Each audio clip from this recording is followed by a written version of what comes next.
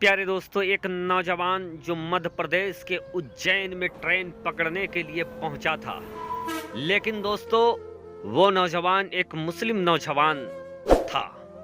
और मुस्लिम होना आज के डेट में दोस्तों आपके लिए कितना घातक साबित हो जाता है, आज इस वीडियो में आपको समझ में आ जाएगा।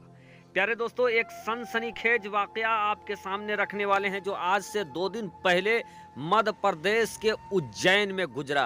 रेलवे स्टेशन के अंदर रेल के अंदर एक मुसलमान नौजवान को कैसे बाहर फेंका गया, क्या थी वजह, क्या था सबब, जब आप इसको देखेंगे दोस्तों तो यकीनन कलेजा अंदर से कांप उठेगा कि आज हिंदुस्तान के अंदर, जिस हिंदुस्तान में पहले गंगा जमुना तहजीब की बात कही जाती थी, गंगा जमनी तहजीब की चर्चाएं हुआ करती थी, उसी गंगा जमनी तहजीब वाला मुल्क हिंदुस्तान में फर्जी धर्म संसद के नाम पर इस कदर नफरत डाल दिए गए हैं कि आज हर एक इंसान को नफरत के नाम से, नफरत की नज़र से देखा जाता है।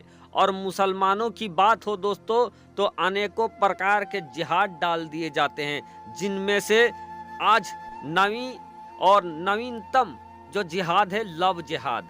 पिछले कुछ वक्त में आपने सुना होगा लव जिहाद, लव जिहाद, लव जिहाद। ये लव जिहाद का चीख लगाने वाले कौन हैं?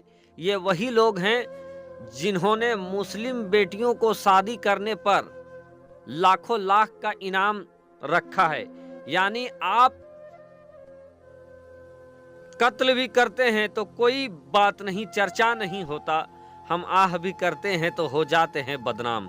बहरकैफ दोस्तों, हर मजहब के लोगों को ये चाहिए कि वो शादी विवाह अपने ही मजहब में करे, लेकिन आज लव जिहाद के नाम पे दोस्तों किसी को भी कैसे निशाना बनाया जाता है, आज के इस वीडियो में समझ में आएगा। जो मध्य प्रदेश का एक दर्दनाक वाकया है, एक सच्चा वाकया है। तो आप भी अगर ट्रेन में सफ़र करते हैं, आप भी अगर मुस्लिम हैं, रेलवे में सफ़र करते हैं, ट्रेन में सफ़र करते हैं, तो इस वीडियो को गौर से देखेंगे दोस्तों। ये ज़िंदगी की हकीकत है, कहीं आपको भी पछताना ना पड़ जाए, क्योंकि हर रास्ते में आपको भगवा अलमगवरदार मिल जाएंगे जो न जाने कौन सा जिहाद का आरोप लगाकर आपको घेर सकते हैं, और फिर आपके साथ क्या होगा जो किसी ने सोचा नहीं होगा। चलिए दोस्तों, वीडियो का आगाज करते हैं कि एक नौजवान बहुत तेजी के साथ मध्य प्रदेश के प्लेटफॉर्म, उज्जैन के प्लेटफॉर्म में चढ़ा। रास्ता जो सफ़र का था वो उज्जैन टू अजमेर शरीफ था। वो मुस्लिम नौजवान अजमेर शरीफ के लिए निकला था, लेकिन वो बाय रेल जाना चाहता था। और इसी गर्जो गाइज ये नौजवान उज्जैन के रेलवे स्टेशन पहुंचता है, रेल में बैठता है। रेल में बैठने के बाद जिसके बगल में ये जाकर बैठता है वो एक गैर मुस्लिम लड़की थी। अब ये नौजवान का सफ़र, जर्नी काफ़ी तेज़ी के साथ आगे बढ़ रहा था कि कुछ भगवा तंजीम के लोग आ जाते हैं। रेलवे स्टेशन में ही इस इंसान को देखते हैं कि एक गैर मुस्लिम के साथ बैठा हुआ है।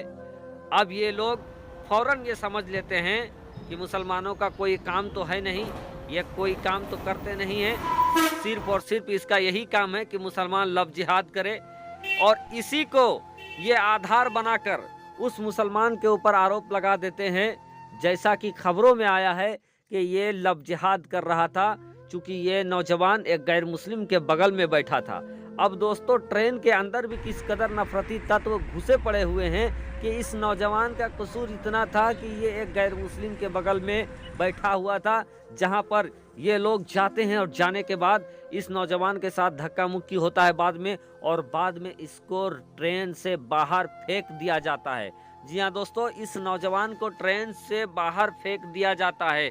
अब मामला पुलिस के संज्ञान में आ गया। अब तो आपको ये लगता होगा कि जो इंसान रेलवे में किसी मुस्लिम हो या गैर मुस्लिम हो, किसी भी सीट में जाकर बैठ सकता है, और अगर कोई रेलवे के अंदर घुसकर किसी को बाहर फेंकने की कोशिश करे या उतारने की कोशिश करे तो प्रशासन उसके ऊपर सख्त कार्रवाई करेगी। लेकिन दोस्तों, जो जानकारी मिला है उसके मुताबिक जिस नौजवान को रेल से ट्रेन से बाहर फेंका गया, जिस नौजवान को धक्के मार कर निकाला गया, उसी नौजवान के खिलाफ मध्य प्रदेश के अंदर मामला दर्ज किया गया है, जैसा कि रिपोर्टों में छपा हुआ है दोस्तों। और उस नौजवान को सफर करना भारी पड़ गया, क्योंकि जो भगवा तंजीमें थे उन्होंने ये कहा कि ये लव जिहाद कर रहा था।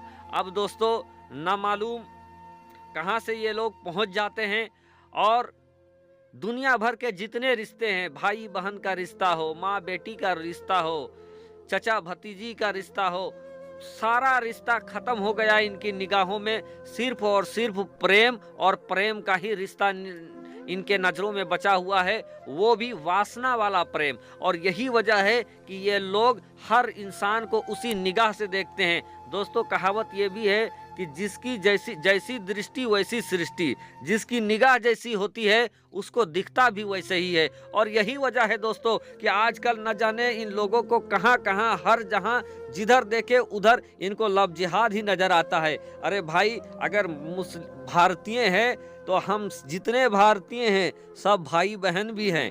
कोई भाई बहन भी हो सकता है, कोई चचा भतीजी भी हो सकता है, कोई और रिश्ता हो सकता है। हमारा मुल्क मोहब्बत से चलता है, और इस मुल्क के अंदर इतने रिश्ते हैं जिसका कोई गिनती नहीं है।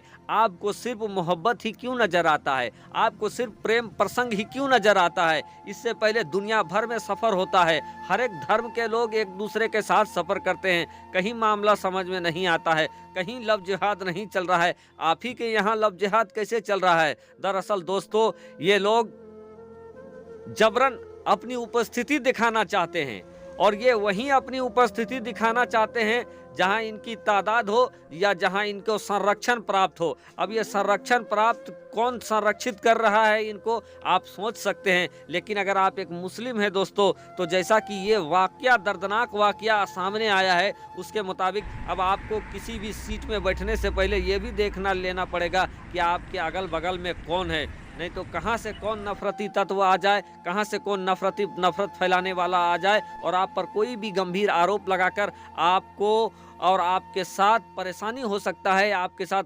दूसरा हिंसा हो सकता है। और ये जो आज का मामला है ये जिंदा मिसाल है दोस्तों, जो उज्जैन में हुआ। जो एक मुसलमान नौजवान उज्जैन से अजमेर जा रहा था एक गैर मुस्लिम लड़की के बगल में बैठकर। यही था इसका पूरा मामला जो अब हाईलाइटेड है, लोगों में छाया हुआ है। लोग पूछ रहे हैं कि आखिर हम एक दूसरे के साथ बैठकर क्यों नहीं जा सकते हैं।